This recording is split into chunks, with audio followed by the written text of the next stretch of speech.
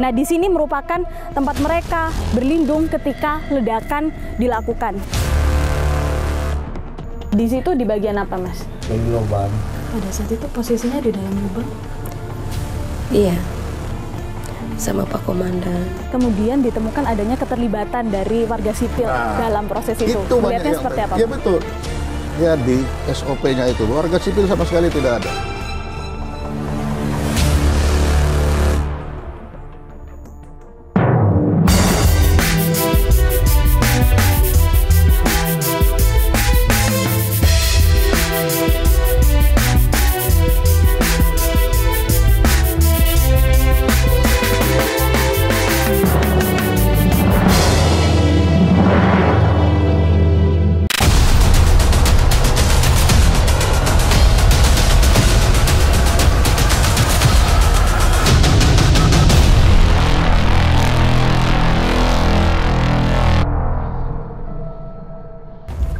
Senin 12 Mei 2025 terjadi peristiwa ledakan amunisi Afkir atau amunisi kedaluarsa TNI yang terjadi di Desa Sagara, Kabupaten Garut, Jawa Barat.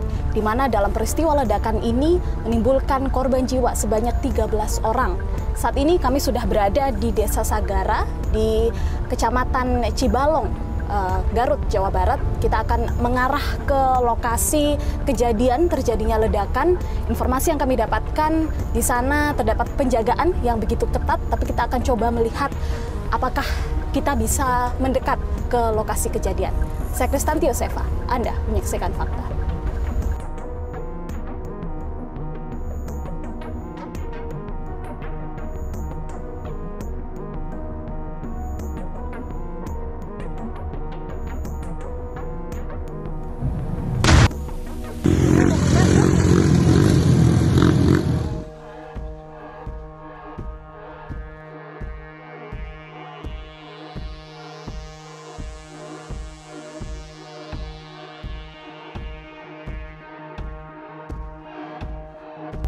Kita sudah mulai mendekati lokasi kejadian, di mana kalau kita lihat memang di sepanjang jalan ini merupakan perkebunan karet begitu. Dan kalau saya lihat di sepanjang jalan juga ada beberapa pelang yang bertuliskan peringatan bahwa di daerah ini merupakan lokasi tempat pemusnahan amunisi Afkir milik TNI.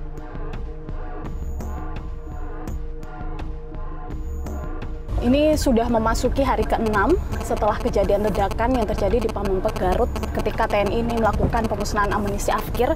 Dan kalau kita lihat, berhenti dulu di sini Pak. Sebelumnya, kalau yang kami lihat di beberapa hari belakangan ini masih ada tanda pelang zona berbahaya yang tidak boleh dimasuki oleh warga secara sembarangan begitu ya untuk keluar masuk di jalur ini. Namun pada hari ini kalau kita sudah lihat di sini sudah tidak ada lagi pelang yang terpasang. Kita akan coba lihat ke dalam seperti apa kondisinya di dalam. Apakah kita masih boleh untuk masuk lagi ke sana? Boleh Pak, kita jalan lagi. Nah, kalau kita lihat juga di situ ada mobil yang baru saja keluar dari dalam area di sana. Artinya ini kalau kita lihat sudah boleh dilewati oleh masyarakat. Oh ya, Pak, maaf, bisa masuk ke dalam? Oh, aman ya? Oke, makasih Pak. Tadi kita juga sudah mencoba bertanya kepada salah satu warga yang baru saja keluar dari jalan ini, dan dia menyatakan kalau boleh dimasuki jalannya, kita akan coba masuk lagi ke dalam. Kalau kita melihat juga jarak antara jalan raya dengan area masuk atau jalan masuk ke lokasi kejadian ini cukup jauh ya, karena sampai sekarang kita belum melihat ladang yang digunakan oleh TNI dalam melakukan pemusnahan Afkir. Tapi kita akan coba terus untuk masuk ke dalam untuk mengetahui seperti apa kondisi terbarunya.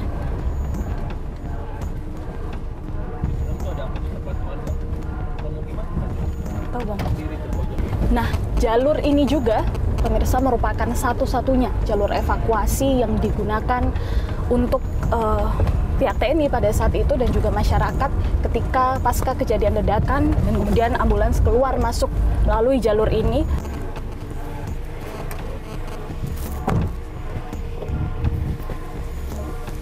Anda bisa lihat pemirsa di belakang saya, tepat di belakang saya, ini merupakan area yang digunakan oleh pihak TNI AD. Saat ini kita sudah bisa memasuki area sini karena sudah tidak ada lagi pelang zona bahaya begitu ya, sehingga kami sudah boleh untuk memasuki area yang ada di sini. Kita coba melihat dulu. Oh. Tepat di sini, pemirsa, kalau berdasarkan rekaman video amatir yang beredar, ini merupakan tempat ketika para petugas begitu ya, atau para aparat ini berlindung begitu ketika ledakan berlangsung, ledakan pemusnahan amunisi itu berlangsung di lubang-lubang yang sudah dibuat di sekitar sini. Nah, di sini merupakan tempat mereka berlindung ketika ledakan dilakukan. Kita bisa lihat di sini ada bekas-bekas kayu begitu ya, atau penutup sepertinya yang digunakan mereka untuk berlindung. Dan juga bisa kita lihat di sini merupakan, astaga, kita lihat di sini juga merupakan bekas-bekasnya. Kita coba beralih ke arah sana.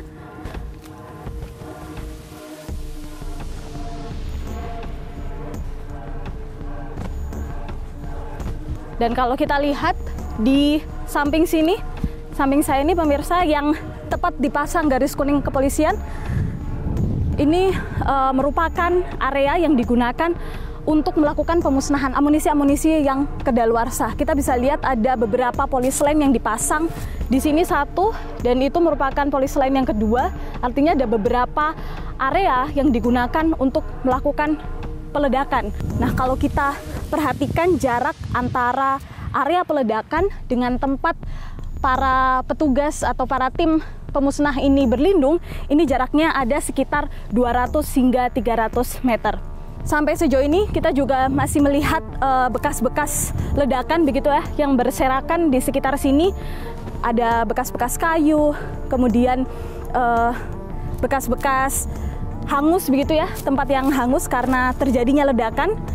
Kita juga melihat kalau di area seluas ini merupakan lahan yang berdasarkan informasi ini digunakan sudah sejak puluhan tahun, digunakan oleh pihak TNI untuk melakukan aktivitas pemusnahan afkir.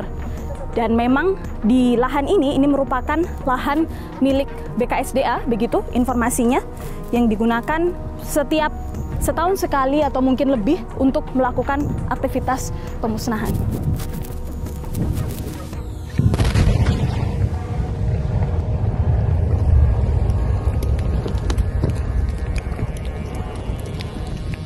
Nah, tepat di belakang area ini, pemirsa, ini sudah merupakan area tepi pantai atau sudah masuk ke area laut lepas begitu.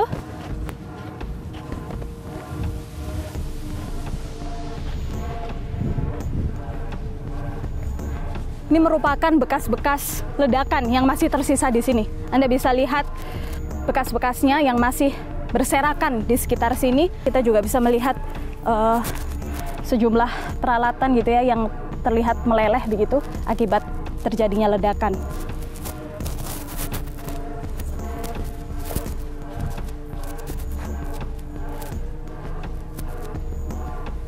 Ya, kita sayangnya tidak bisa untuk melewati garis kuning kepolisian ini.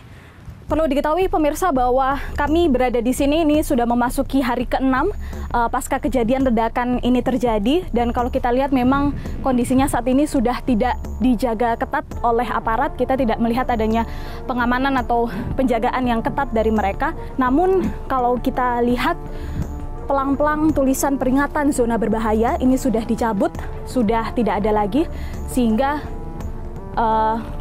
bisa dipastikan bahwa area ini sekarang sudah aman. Karena kita juga bisa melihat tadi di sepanjang perjalanan kami ke sini, kami bertemu dengan sejumlah warga yang melakukan aktivitas. Disinilah pemirsa lokasi terjadinya ledakan amunisi afkir yang menewaskan 13 orang terjadi di Pameng, Garut, Jawa Barat.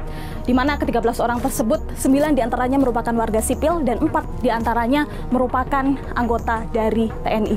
Kita akan temukan fakta selanjutnya. Bu Cici kan pada saat itu ada di tenda ya? ketika kejadian ledakan. Iya. Kemudian Ibu tadi bilang sempat nggak sadarkan diri begitu ya? Iya. Nah, ketika terbangun di situ Ibu apa yang Ibu lihat kondisinya saat itu?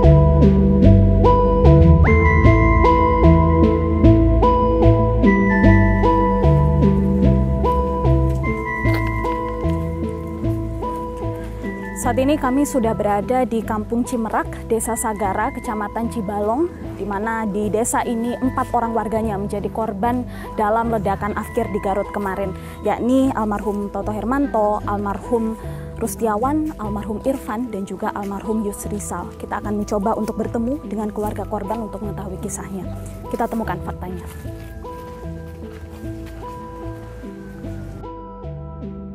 Mas Anjas datang hari itu aja atau udah berapa hari ikut pemusnahan? Dari pertama itu. Dari hari pertama. Ikut kerja. Nah, itu hari keberapa Mas kejadiannya? Terakhir mau pulang. Hari terakhir tuh berapa hari kira-kira?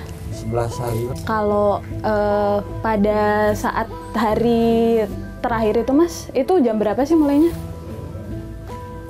Terakhir. Kurang tahu ke lihat jam. Yang Mas Anjas ikut itu pagi tapi? Jam kerja biasa juga tahu. Jam kerja biasa. Jam kerja biasa. Kalau rangkaiannya Mas, saya tuh belum kebayang tuh gimana sih. Jadi pada ngumpul gitu atau kayak gimana rangkaian kegiatannya? Kerjanya tuh kayak gimana? Ya biasa, ngangkutin peti kayak gitu, bikin lubang. Ngangkutin peti, bikin lubang. Dari pagi? Ya biasa jam kerja gitu. Jam kerja. Kalau Mas Anjas itu pada saat itu di situ di bagian apa Mas? Gali lubang. Jarang-jarang sih Ais nyuri gali dalamin lubang, tapi kayak nyuri dalamin lubang kemarin. Kemarin dimintanya gali lubang. Pas saya pulang disuruh ambil tutup trim sama peti, gak tau lah gimana. Baru kejadiannya. Berapa lubang yang digali Mas Anjas? Ya cuma 1. Oh, cuma 1. Iya, kan curinya 2. Nah, saya mau udah pergi, gak tahu kerjain apa lagi kesananya. Oh, nah itu yang merintah siapa? Pak Rustiawan.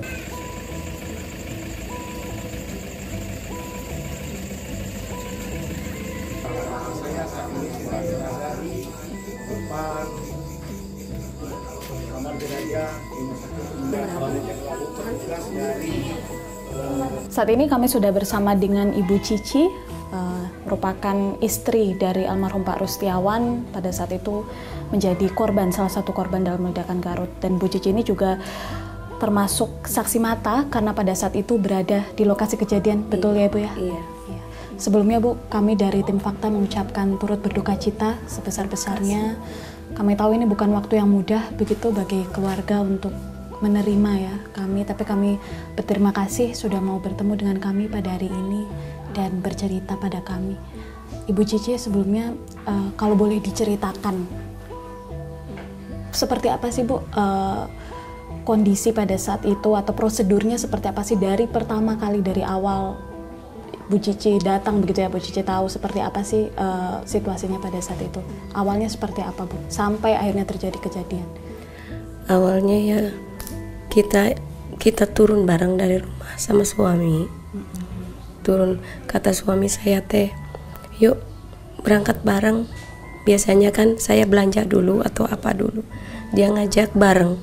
Setelah itu selesai sampai di lokasi, aktivitas langsung kita ke dapur dan suami ke tenda. Setelah itu mereka proses untuk peledakan ya, karena ledakan itu karena katanya sih ledakan terakhir. Sesudah waktunya ledakan dianggap aman ya dianggap aman. Itu ledakan pertama ya? Iya, ledakan pertama dianggap aman.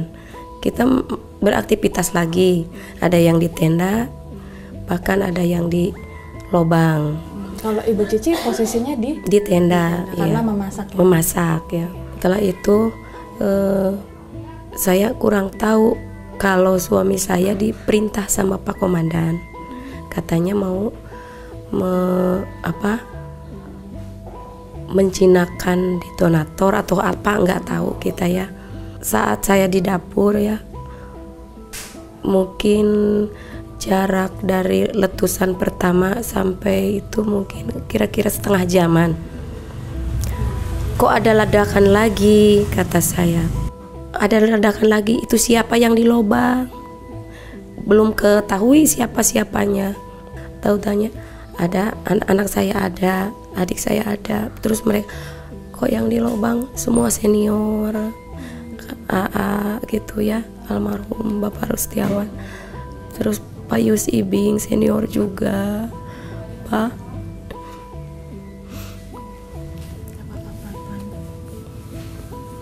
Mereka di sana katanya gitu. Pas dicari nggak ada, ditelepon nggak aktif.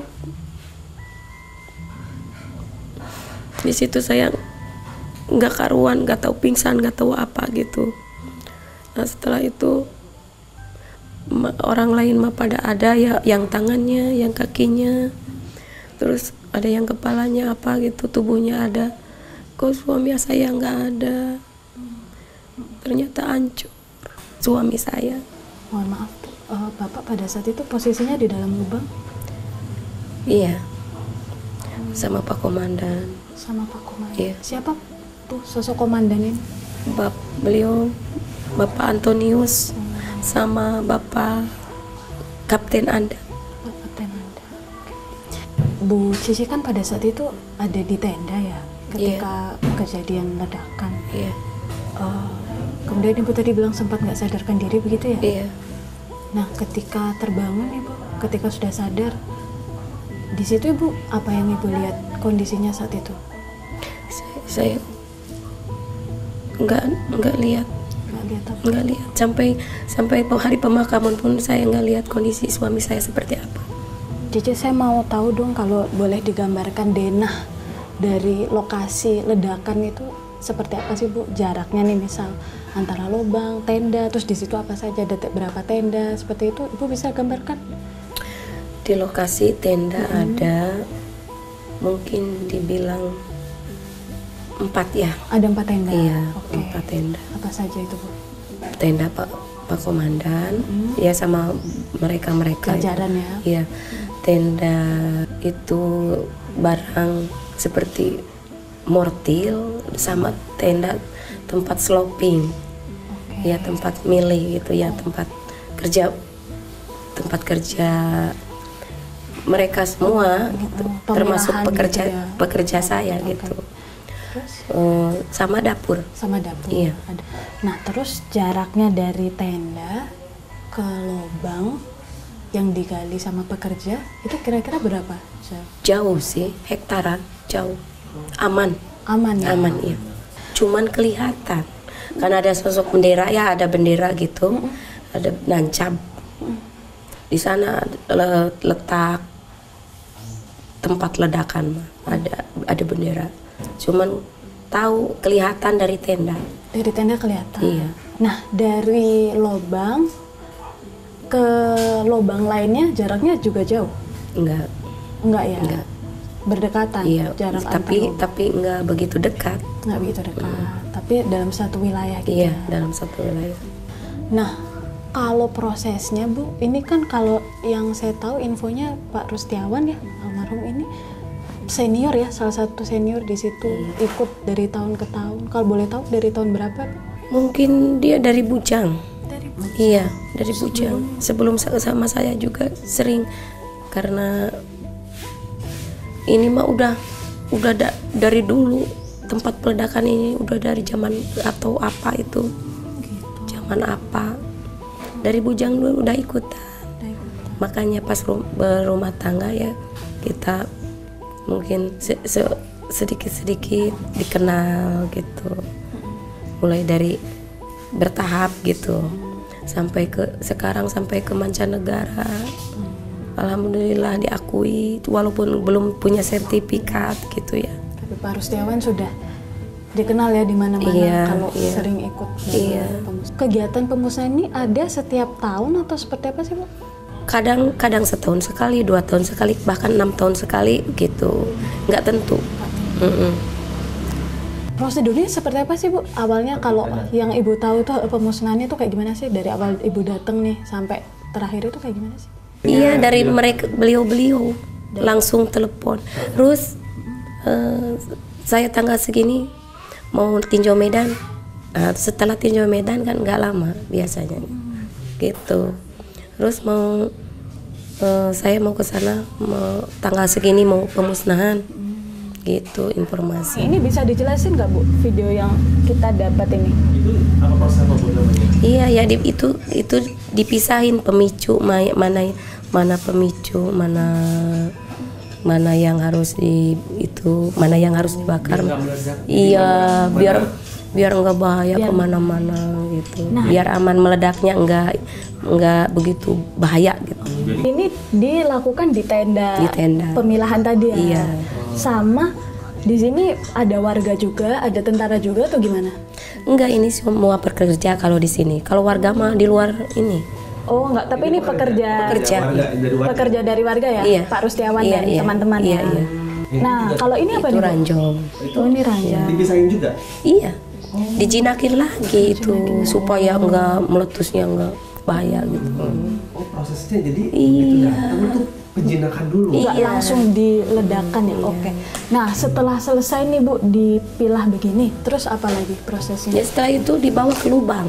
Kita mah paling bantu ya, pekerja mah paling bantu ngangkut atau misalkan butuh ini, ambilin gitu. Nah kalau yang pada hari kemarin ini kan ada lubang ketiga ya Bu ya? Iya. Kalau ini tuh apa sih Bu sebetulnya? Kalau setahu saya ya sebetulnya bukan mau diledakkan.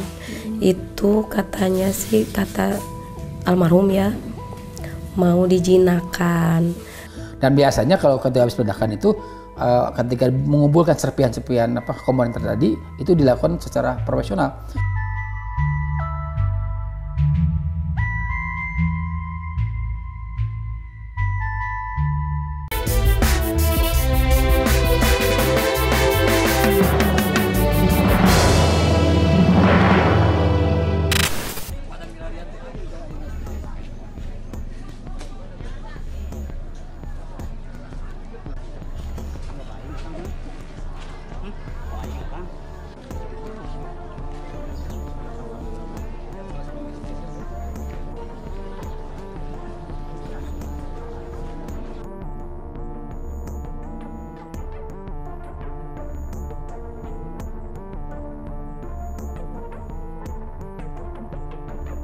Assalamualaikum, permisi, Bu Nur Hayati betul?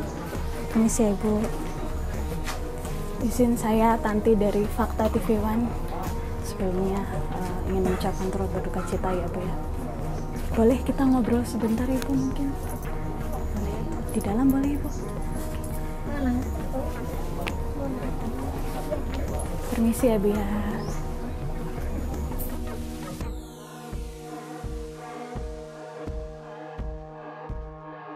Sebelumnya kami mengucapkan turut berduka cita sedalam-dalamnya.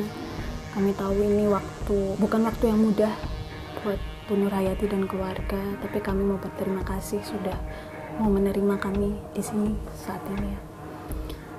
Bu Nur Hayati, kalau boleh kami tahu ceritanya dari Ibu. Seperti apa sih Bu kejadiannya pada saat itu yang Ibu tahu? Kalau kejadian di lokasi saya nggak tahu ya, Neng. Saya ada di rumah gitu, ada di rumah.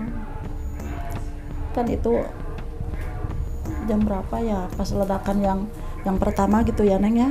Yang pertama kan dua lubang itu 2 kali. Pas yang 2 kali meledak itu saya biasa aja gitu. Ya yakinlah sukses gitu yang itu mah. Tapi saya udah gitu ada ledakan lagi, tapi ledakannya beda gitu. Kan suka gini kalau ngeledak teh, ada dikasih waktu gitu ya, jangan dulu mendekat gitu ke itu teh. Tapi itu waktunya lama enggak, sebentar enggak. Coba apa suara ledakannya beda banget, beda. Lagi di situ ada tetangga nerima telepon gitu, ada yang nelpon, "Jang di mana?" "Di rumah." "Alhamdulillahirrahmanirrahim. Kenapa gitu? Ada apa?" gitu. "Itu sena ada korban, sena ledakan situ." Saya neng nggak tahu, lupa lagi rasanya, saya sampai lemes. Nur sabar ya, udah takdir Pak Yus lah masuk surga. Ya Allah neng, sakit neng. Suami saya yang begitu sayang sama keluarga, kerjanya di situ, iya neng. Mungkin karena terhimpit ekonomi gitu neng.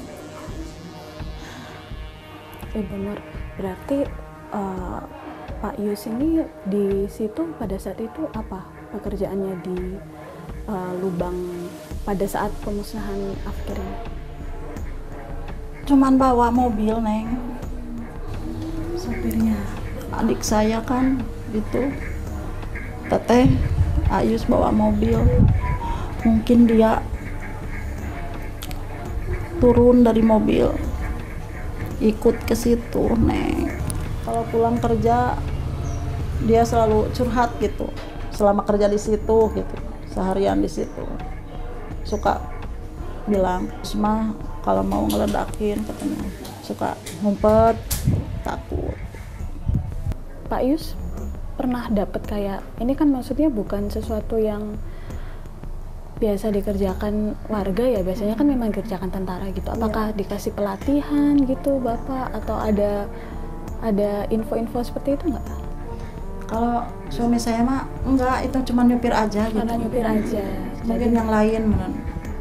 Terima kasih banyak Bu Nur Hayati atas waktunya. Sekali lagi kami mengucapkan turut berduka cita ya Bu.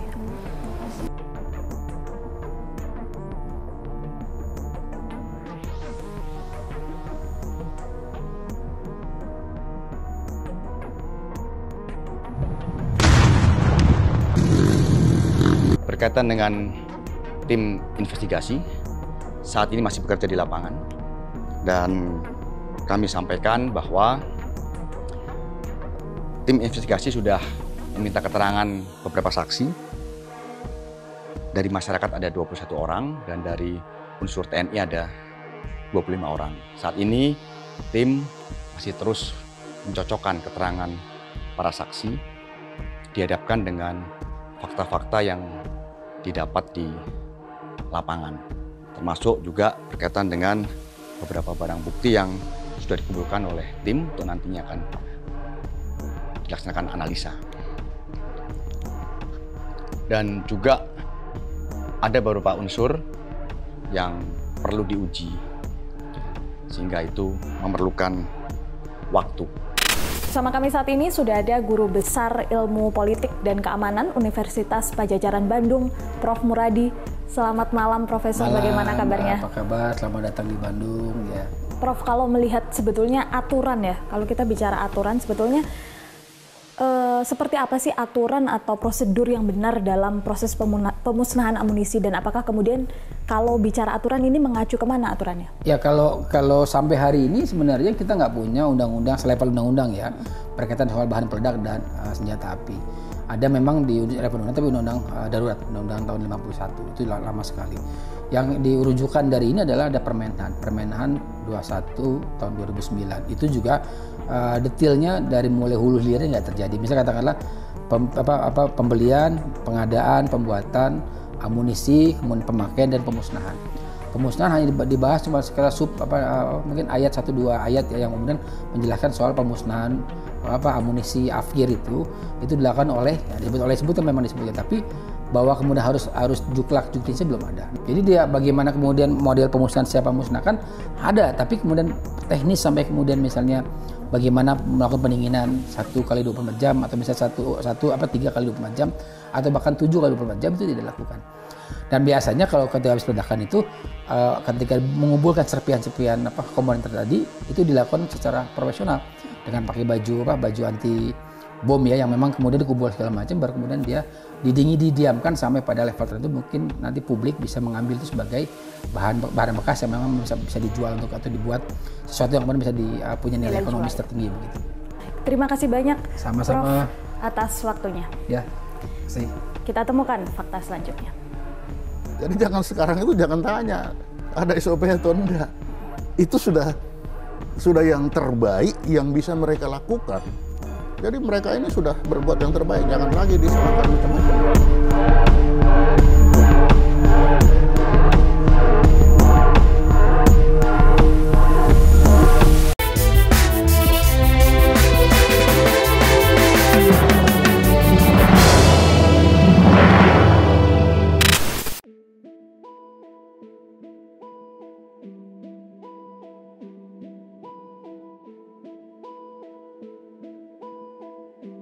Ya, jadi berdasarkan informasi yang kita dapat memang ada secara rutin adanya pemusnahan munisi-munisi yang sudah tidak layak pakai atau sudah kadaluarsa gitu ya.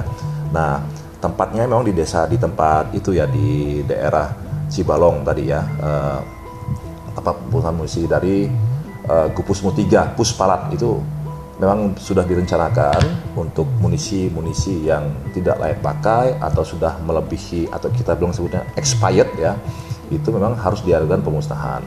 Nah, kita masih selidiki ke depan nanti apa penyebab terjadi ledakan ini dan kenapa misalnya banyak masyarakat juga yang ikut menjadi korban. Apakah memang seperti biasanya itu setelah ledakan itu ada serpian-serpian yang biasanya segera diambil oleh masyarakat untuk berbondong-bondong mengambil sisa-sisa logam, sisa-sisa tembaga yang ada itu nanti kita selidiki ke depan. Setelah saat ini hanya informasi itu yang bisa kita sampaikan terlebih dulu sambil nanti kita mengamankan tempat tersebut. Ya memang tempat itu sudah tempat yang memang menjadi tempat untuk pemusnahan munisi kadaluarsa dan memang tempat yang jauh dari pemukiman masyarakat. Ya memang tempat itu ya memang sudah memang direncanakan dari dulu Mbak ya. Jadi hanya sekali ini gitu ya. Jadi memang sudah rutin dilakukan di sana. Memang kejadian ini nanti akan kita teliti atau kita cek lebih kenapa peristiwa ini sampai terjadi, apa yang menyebabkan ini terjadi. Lahan yang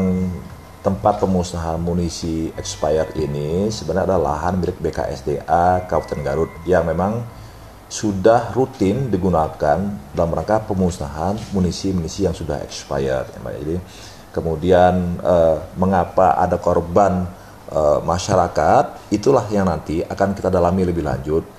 Karena kebiasaan dari masyarakat yang ada di sana adalah ketika sesudah selesai ledakan, mereka berbondong-bondong untuk mendekati tempat atau area untuk mengumpulkan sisa-sisa atau serpihan besi-besi, tembaga yang memang merupakan sisa dari ledakan tadi. Nah, tapi nanti untuk detailnya saat ini kita masih berfokus untuk mengamankan tempat tersebut sekaligus kita mengurusi jenazahnya.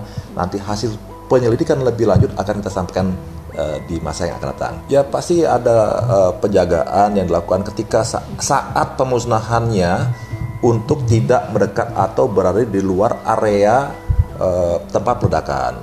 Nah, maka itu tadi saya bilang Mbak, apakah ini setelah misalnya peledakan itu sudah diperkirakan aman, ternyata setelah kita mendekat, prajurit kita TNI mendekat, kemudian ada masyarakat juga mendekat, terjadi ledakan lain. Nah, inilah yang nanti akan kita dalami. Bersama kami saat ini sudah ada Laksamana Muda TNI Purnawirawan Soleman B. Ponto yang mana merupakan Kepala Bais periode 2011-2013. Selamat pagi Pak Ponto. Pagi. Bagaimana kabarnya Pak? Baik-baik. Oke. Ya. Pak Ponto, melihat kejadian ya peristiwa ledakan di Garut yang mana ini TNI berusaha untuk meledakkan amunisi Afkir, tapi kemudian terjadi ledakan hingga akhirnya menimbulkan 13 korban jiwa. Bagaimana Pak Ponto melihat peristiwa ini? Itu memang risiko kalau dalam peledakan barang Afkir ya itu. Jadi kalau lengah sedikit, perhitungan lewat sedikit, ya ini akibatnya. Jadi kalau saya lihat, memang ini kan sudah bertahun-tahun. Betul. Sudah bertahun-tahun. Kalau lihat sistemnya yang dipakai ya, untuk tradisional memang itu sangat aman ya, aman. Masalahnya yang dihadapi itu adalah amunisi yang afkir, yang kadaluarsa, yang sudah tidak stabil. Tapi Pak Ponto, kalau kita lihat kan sebetulnya ini bukan pekerjaan yang sekali dua kali dilakukan, ya itu kan sudah puluhan tahun dilakukan, berkali-kali TNI melakukan, dan seharusnya sudah ada perhitungan risiko itu ya Pak Ponto ya. Tapi apa Pak yang kemudian miss atau seperti apa? Ya memang risiko itu sudah dihitung, tetapi ini memang tidak bisa dihitung. Kalau barang yang baru, barang pasti kita bisa hitung, tetapi ini tidak bisa dihitung barang afkir. Jadi kapan dia akan meledak, pengaruh apa yang akan dia mempercepat peledakan, itu sudah tidak bisa dihitung lagi. Atau kalaupun dihitung, pasti tidak akurat. Artinya apa Pak? Kemudian antisipasi sebetulnya yang bisa dilakukan oleh TNI untuk menghindari hal ini? Ya, kalau kita mau menghindari seperti ini lagi, ya kalau paling tidak kalau tetap dengan metode, dengan asumsi metodenya seperti itu, ya harus sekali semua tenggelamkan semua, tutup, baru ledakan sekali ledak semua. Jangan ada 3 kali, 2 kali seperti itu, kan artinya ada 2 kali. Ledakan pertama 2 lubang, ledakan ketiga baru digali, nah itu berarti kan ada 2 kali. Ya. Jam itu ya. Nah kalau memang masih seperti metode seperti itu, ya sekali aman, habis, selesai. Kalau kita bicara sendiri Pak soal amunisi afkirnya yang kemarin dimusnahkan, ini jenis amunisinya apa saja sih Pak sebetulnya? Kalau banyak, mulai dari pistol sampai meriam kalau dia kan. Dari yang kecil-kecil kalau nggak sempat dipakai, pasti meriam-meriam besar apalagi jarang dipakai. Mau dipakai nanti habis, nggak mau ditembak di mana, nggak dipakai begini. Tapi itu ya risiko. Ya itu kalau cuma angkatan darat segitu, coba punya angkatan laut, lebih besar lagi. Meriamnya besar-besar. Ya. Beberapa video amatir yang beredar di media sosial ini memperlihatkan proses pemilahan amunisi, ini salah satunya dengan diketok-ketok begitu ya, jenis-jenis amunisinya begitu.